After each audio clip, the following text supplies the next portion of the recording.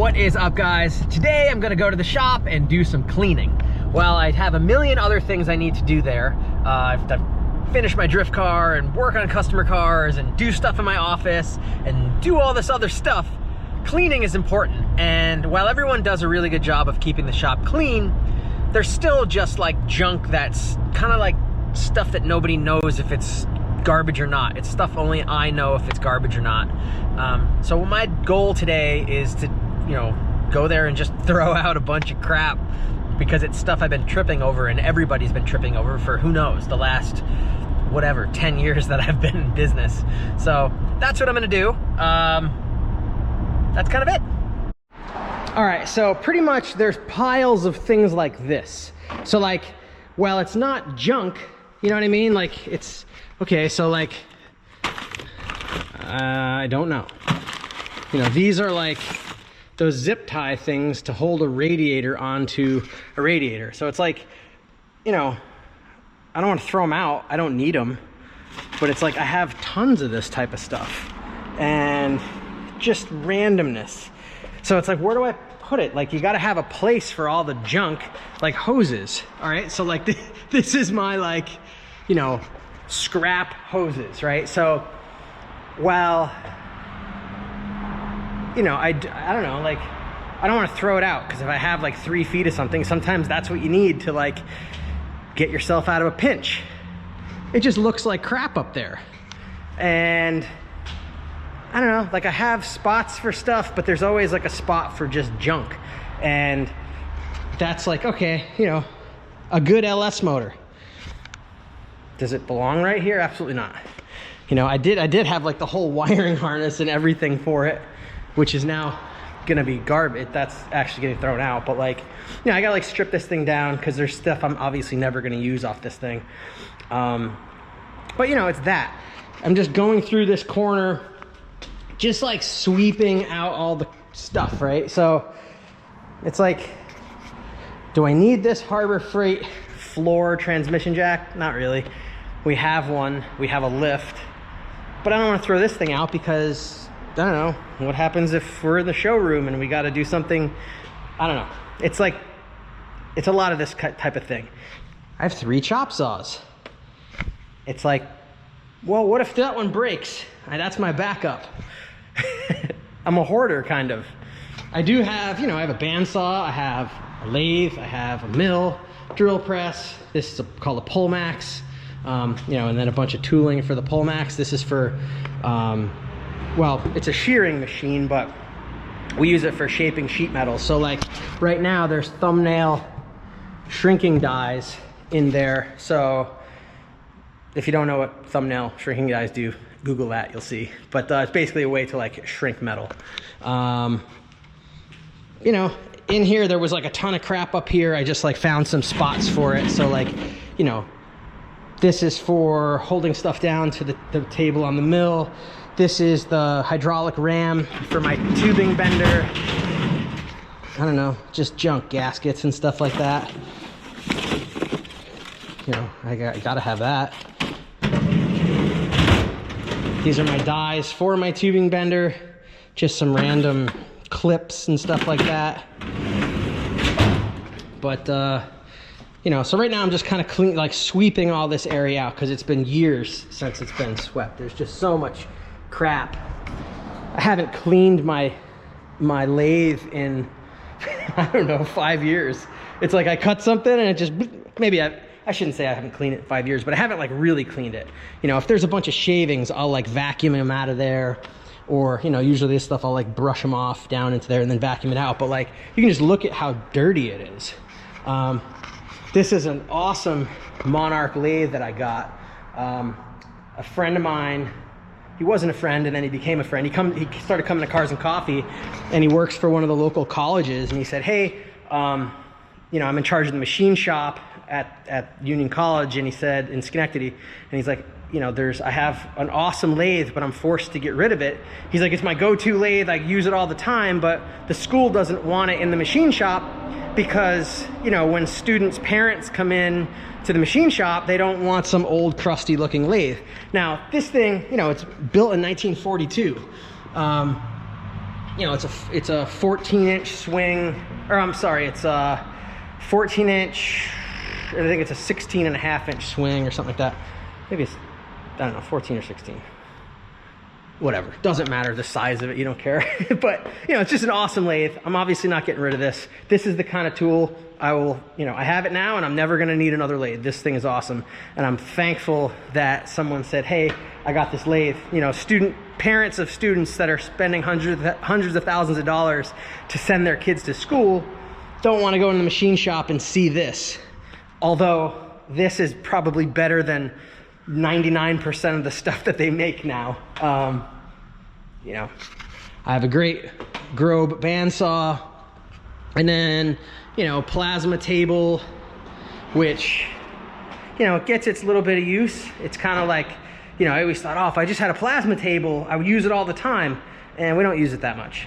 However, it's great to be able to, I don't know, draw something in CAD and then be able to cut it out 100 times over. So we make like exhaust brackets and stuff like that on it. I don't really know how to use it that well. I'm not that good at CAD. Oliver, on the other hand, can draw stuff in 2 minutes. So he's like kind of the go-to when it comes. Now he's new here, so now it's kind of like, Oliver, we need to make this, and he'll draw it up and whip it out, and then, you know, 10 minutes later we have like an awesome part. You know, a couple of shears, brakes, slip roll. But it's just like, as you can see, there's just like a mess. Like I have this tool, or this cart here with just a bunch of random scrap metal. I need to have scrap metal. You know, most of the time when you're building a car, it's like, you know, I need this little piece of something. So you just walk over here and you kind of paw through this for a second and go, oh, this is the perfect piece I need. Or like, yeah, as you can see, this has been used as like, you know, a punch. Like I used this and then I hammered on that, you know, on this edge. So without having stuff like this, sometimes it makes things a little bit more difficult, but it's also like just gross looking. So this is a body kit for my RX-7, front bumper and rear, front and rear bumper. Side skirts are somewhere around, but doesn't matter. Oh, here's side skirts. I am hearing the sound of angels, and it's not. It's Timshin. I thought it was Matt Brown. Matt Brown's driving the Volvo today. He called me and said, hey, I might need you. He's like, it might overheat, the brakes are iffy, whatever, but I'm gonna try to drive it from my house to the shop. And I said, I have the trailer and I have my truck. So I'm vlogging. So if, you know, if Matt needs us, obviously we're right here. But he was meeting Timshin here. So anyways, that's what's going on. I know you just really enjoyed me rambling about crap, but this is a chassis we're taking apart, and this is getting media blasted, and then we got to do a bunch of stuff to it. That's that. Matt Brown officially got the Volvo to the shop in one piece. Matt, talk about the Volvo. It's smoking. It is smoking. The brakes are I think this one's got a stuck caliper, no? Yeah. It's only a little bit of smoke. Smoky. This thing's real nice. What happened? Yeah, cherry pie. It is cherry pie. Oh yeah.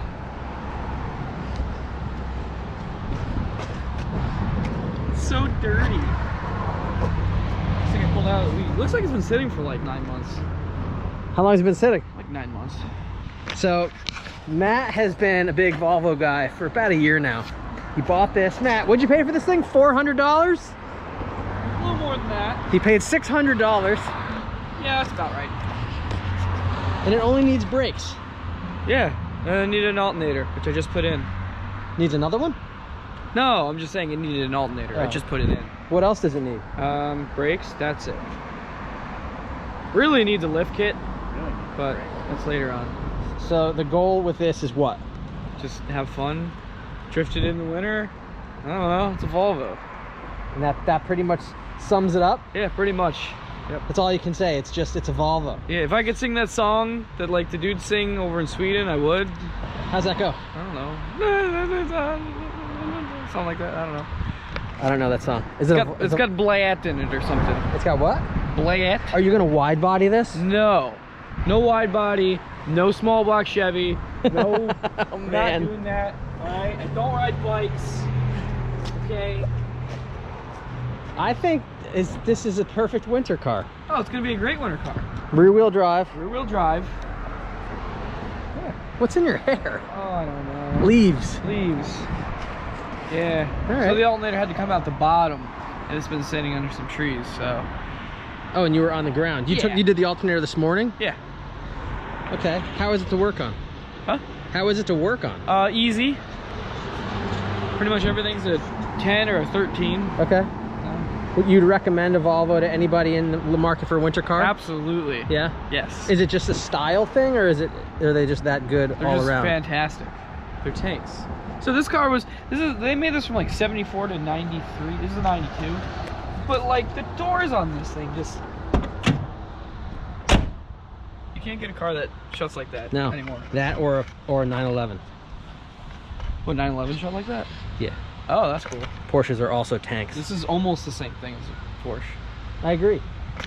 This is like a 4-door wagon Porsche.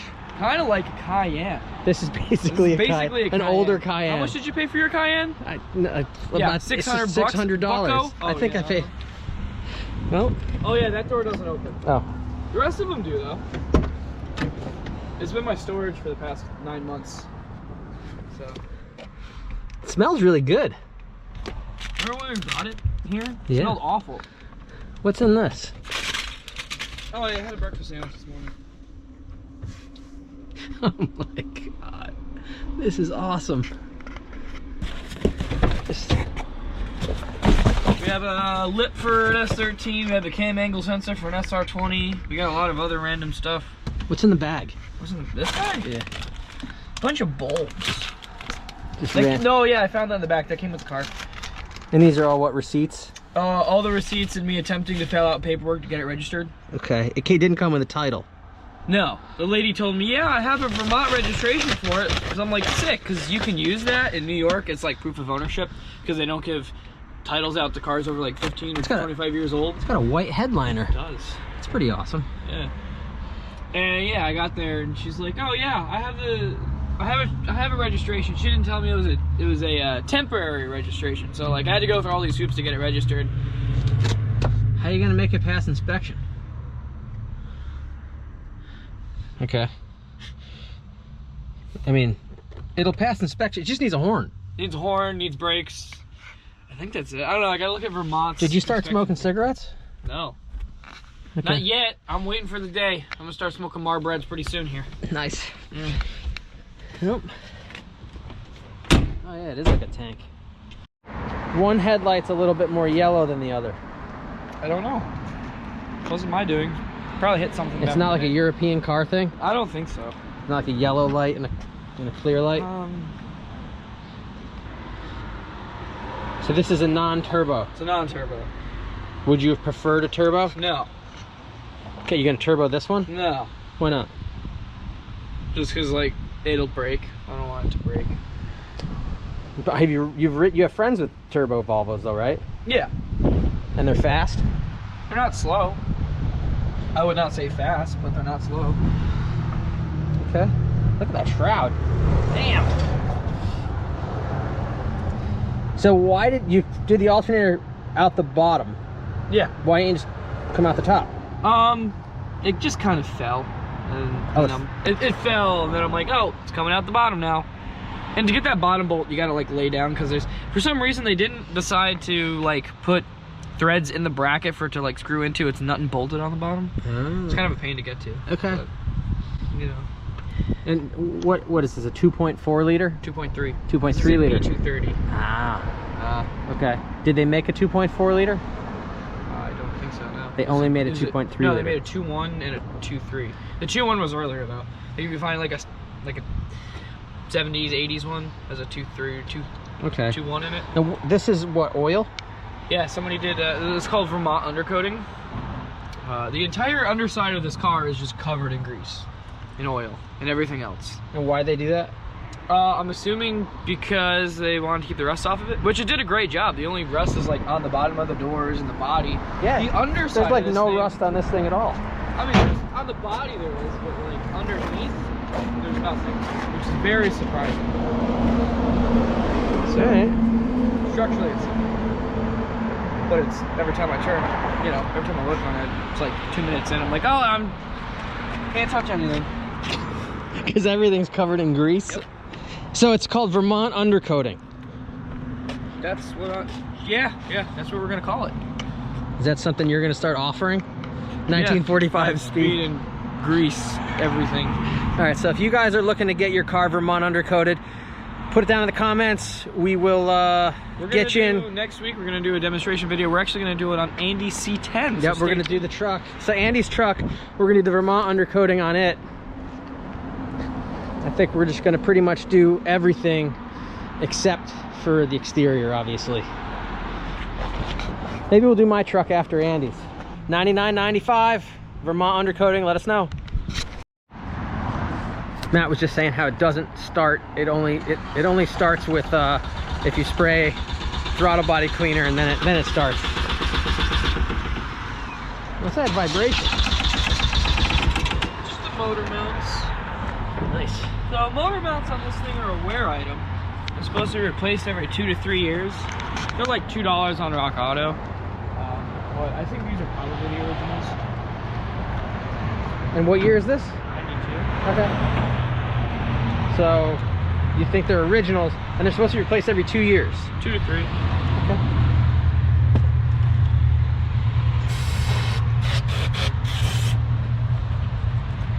All right. Stand back.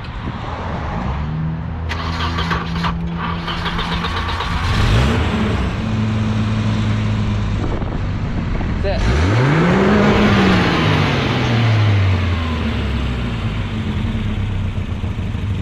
It has a rev limiter.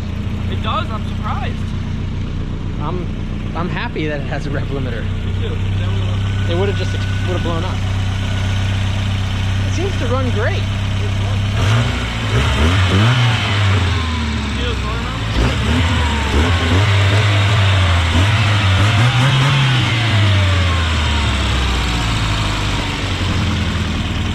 Also, that exhaust leak, there's a hole for like an O2 bung that I didn't put a bolt in, and that's why it's leaking. It doesn't sound like it needs any kind of exhaust work. Oh, not at all, buddy.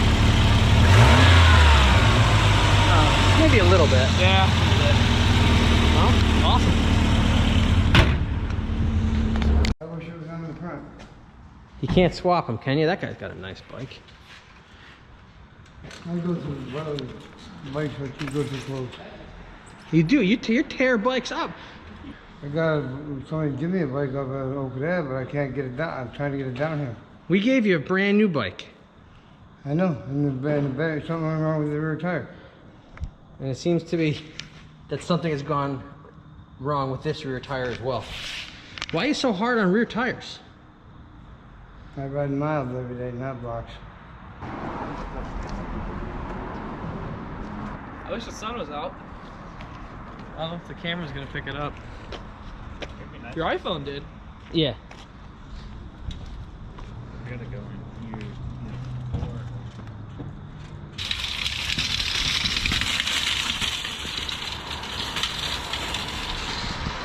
That thing is going to look at the. That thing's gonna fall apart. He's gonna hurt himself. He's been doing that for longer than you've been alive. He's gonna be 61 tomorrow. Tomorrow's his birthday? The 10th. We doing anything for his birthday? Probably get him a cake. Should get him a cake. Get him a cake, get him a t-shirt. Get him some soap. Oh, I'm gonna get him some Axe. Body spray? No. Body wash.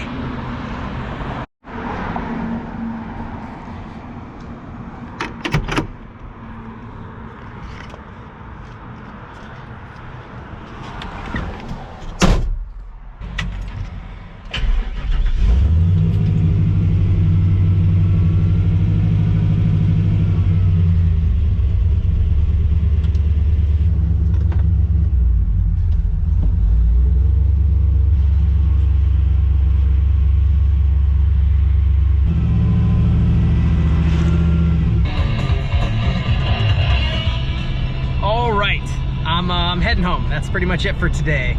Just did a bunch of cleaning and hanging out at the shop. So if you like the video, hit the like button. If you have any questions, put them in the comments, and subscribe to the channel, guys. Have a good one. See you later.